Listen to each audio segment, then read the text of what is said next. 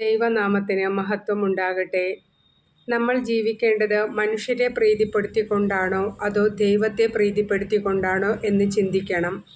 മനുഷ്യരെ പ്രീതിപ്പെടുത്തിക്കൊണ്ട് ജീവിക്കുന്നവർ എങ്ങനെയാണെന്ന് വെച്ചാൽ മനുഷ്യൻ നമ്മെ അകറ്റി നിർത്തുമോ എന്ന ചിന്തയാണ് ഈ വ്യക്തികൾക്കുണ്ടാകുന്നത്.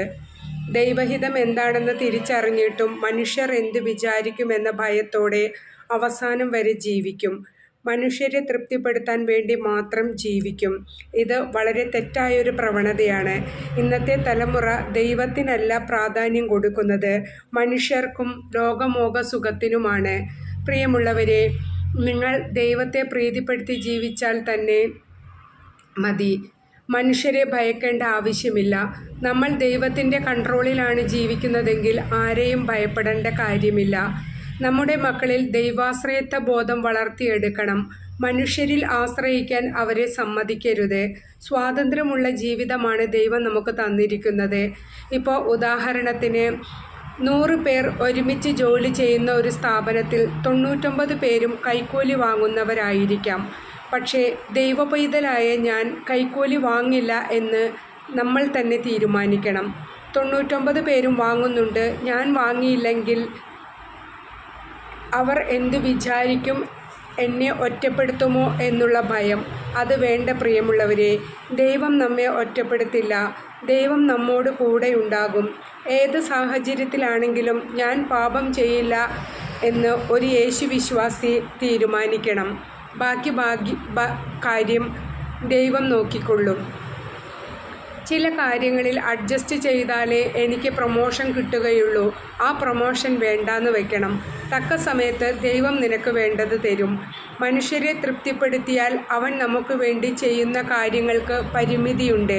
പക്ഷേ ദൈവത്തെ നമ്മൾ പ്രീതിപ്പെടുത്തിയാൽ ഉന്നതങ്ങളിൽ നമ്മെ നിർത്തും.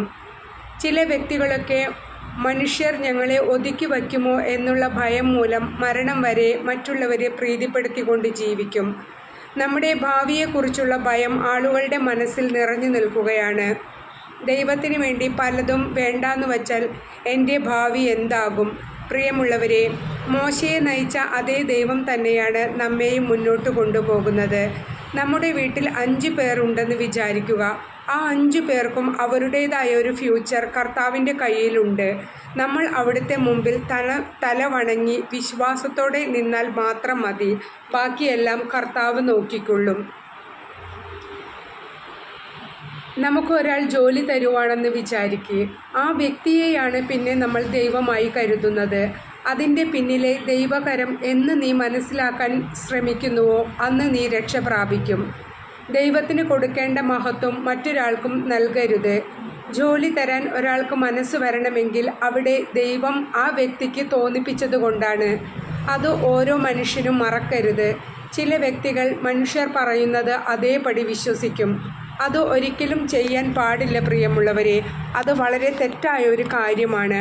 മനുഷ്യർ അപ്പോഴത്തെ അവരുടെ മനസ്സ് എങ്ങനെയാണോ അതനുസരിച്ചാണ് പറയുന്നത്. 2 ദിവസം കഴിയുമ്പോൾ അവരുടെ മനസ്സ് ചിലപ്പോൾ മാറാം. പിന്നെ നിരാശയായി, ദുഃഖമായി, വെറുപ്പായി, ദേഷ്യമായി. പക്ഷേ ദൈവം നിന്നെക്കുറിച്ച് എന്ത് പറഞ്ഞാലും അതിൽ മാറ്റമുണ്ടാകില്ല. എൻ്റെ എല്ലാ സബ്സ്ക്രൈബേഴ്സിനെയും വ്യൂവേഴ്സിനെയും കർത്താവ് സമൃദ്ധമായി അനുഗ്രഹിക്കട്ടെ. എല്ലാ മക്കളും ഈ സമയങ്ങളിലെല്ലാം നോമ്പിൻ്റെ ദിവസങ്ങളാണ്. എന്നും വിശുദ്ധ ബലിയിൽ പങ്കെടുക്കുക. കൂടുതൽ ദൈവത്തോടും പരിശുദ്ധ അമ്മയോടും അടുത്തുകൊണ്ട് ദൈവത്തോടു കൂടിയായിരിക്കുക. നന്നായി പ്രാർത്ഥിക്കുക. ആമേൻ.